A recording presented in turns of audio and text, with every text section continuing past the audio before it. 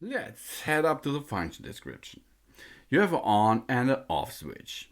That product has an easy access power switch located at the bottom of the tool.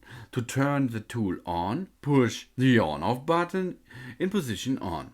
To turn it off, you only want to do is switch to position off, and the device is off immediately. So now we have to replace a collet. Using collets is the most precise way to hold an accessory in a high speed rotating. Even at high speed and maximum pressure, collets stay tight. Unplug the rotary tool. Press and hold the shaft lock button and rotate the shaft with a provided collet branch. Under the shaft lock, engage the shaft, preventing further rotations. With the shaft lock engaged, use the collet wrench to loosen the collet nut, if necessary. Remove the collet nut and old collet, using collet branch if necessary. Insert the unslotted end of the new collet and a hole in the end of the law of the tool shaft. Tighten the collet nut with a collet branch. So let's install accessories. Do not press the shaft lock button while rotary tools is running. This is important. Unplug the rotary tool. Press and hold the shaft lock button and rotate the shaft by hand until the shaft lock engages the shaft, preventing further rotations. Which the shaft lock's button engaged, use the collet wrench to loosen the collet nut if necessary. Into the shaft, the shank of the accessory into the collet as deep as possible. With the shaft lock engaged, tighten the collet nut with the provided wrench. Under the accessory shank is gripped by the collet. Avoid access, tighten off the collet nut. To remove it, unplug the rotary tool with the shaft lock engaged. Loosen the collet nut with the provided branch and remove the accessory. You can see your mandrels. How to use it.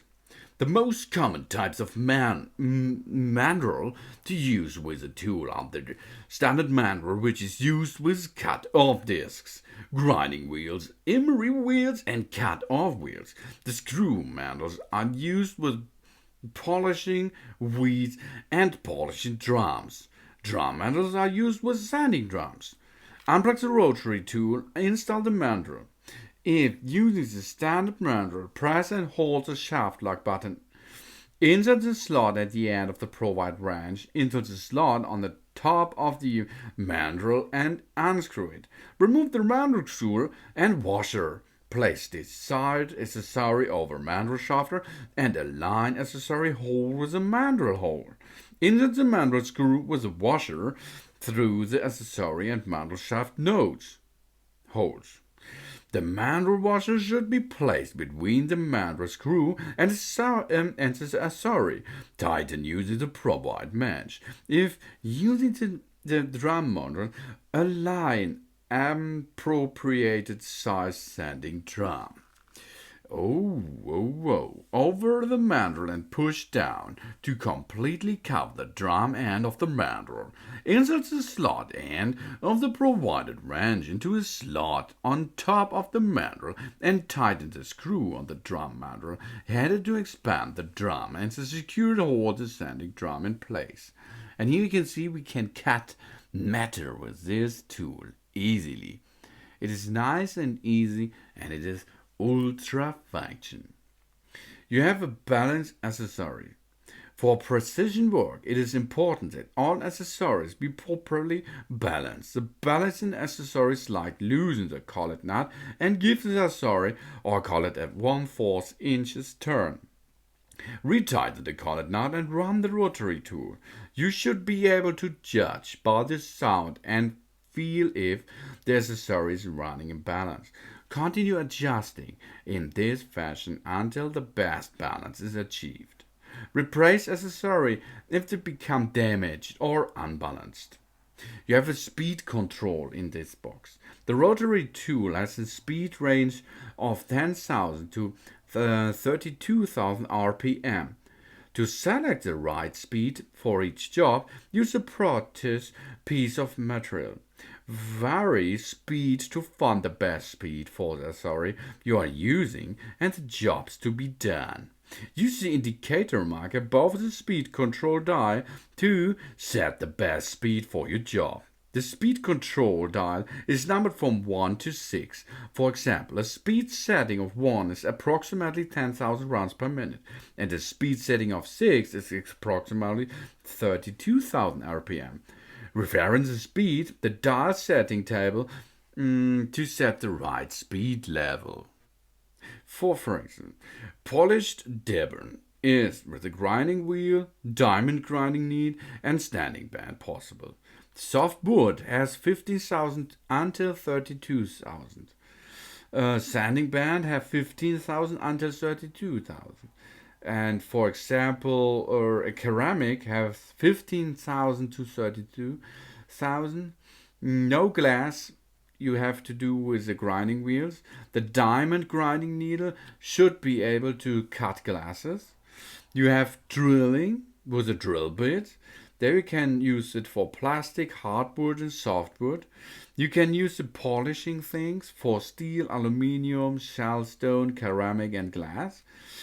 Sanding paper is for softwood, hardwood, plastic in the dimension of 12,000 to 20,000 rounds per minute. You can engraving with the engraving cutters in wood and plastic. You can use the cleaning thing with a stainless brush from wood to plastic to steel and a little bit of aluminium. Aluminium only in 10,000 to 15,000 rounds per minute. You can use this grinder for cutting. You can use a cut-off wheel for plastic, steel, aluminium, and of course shellstone. You can use a spiral cutting bit, cuts through original pines for best reduced at 30,000 rounds per minute. And here, this is all as you can cut, or you can use this this tool for softwood, hardwood, plastic, steel, aluminium, shellstone, ceramic, and glass. You can see you can use it multifunction with this multifunction tool. Oh yeah. Plastic and materials that could melt at low temperature should be cut at low speed. Soft wood should be cut at high speed. Aluminium, tin, copper, lead, and a zinc alloy may be cut at any speed depending on the type of the cutting being done. Use paraffin or other suitable lubricant on the cutter to prevent the cut material from adhering to the cutter teeth. So it is a little bit different. You have to choose the right thing for the right job, but you can feel it after a little work time. It is easy to adjust, easy to fix, easy to replace, and fast to use. But take care of your hands.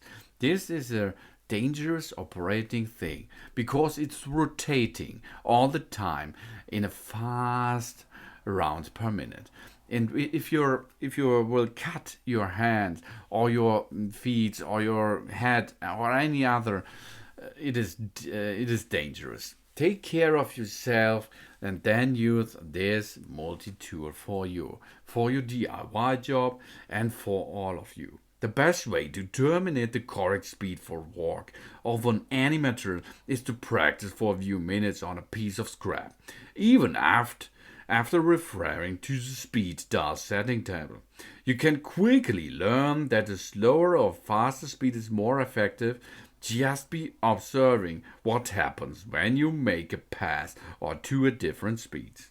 When working with a scrap piece of plastic, start at a slow rate of speed and increase the speed until you observe whether the plastic is melting at the point of contact.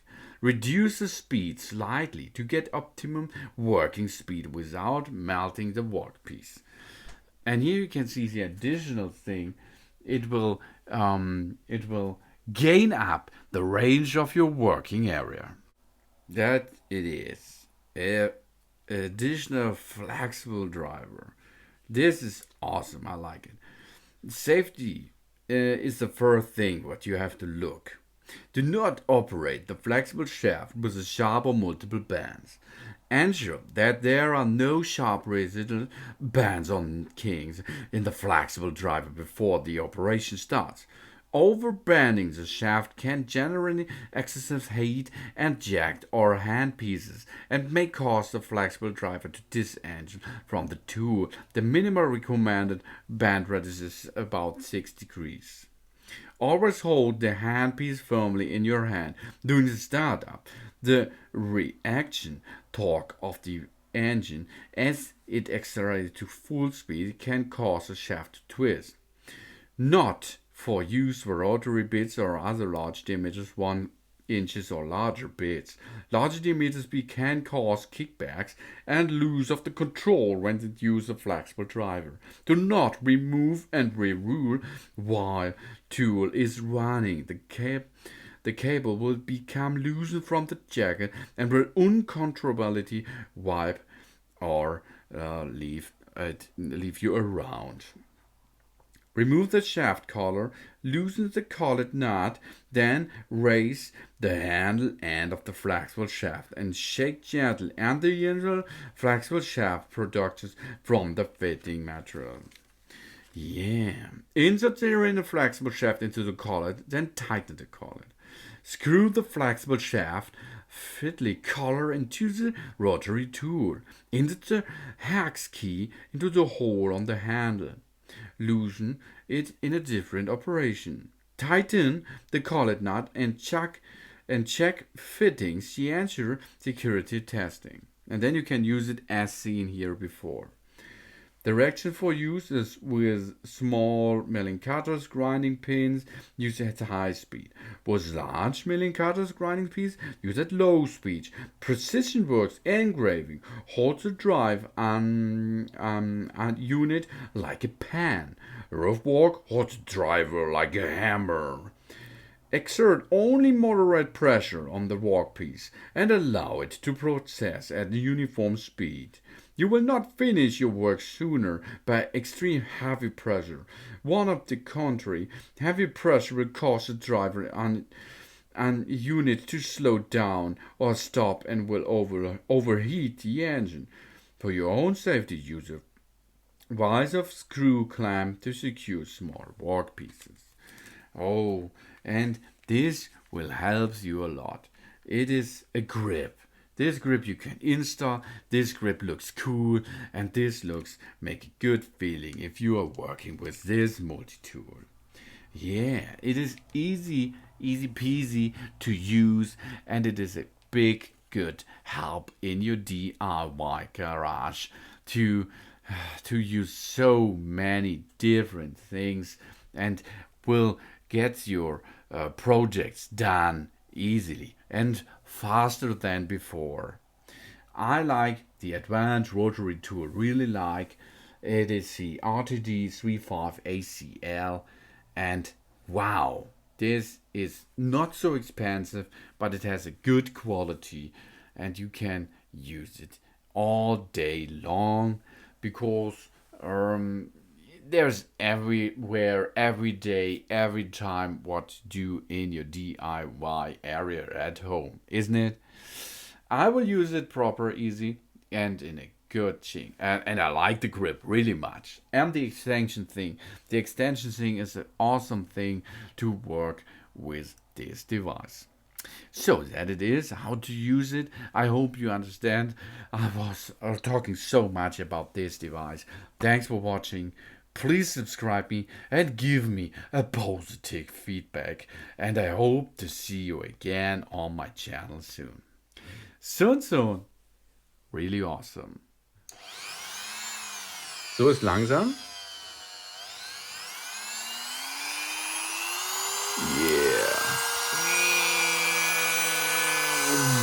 Ich kann das sogar als Staubsauger benutzen.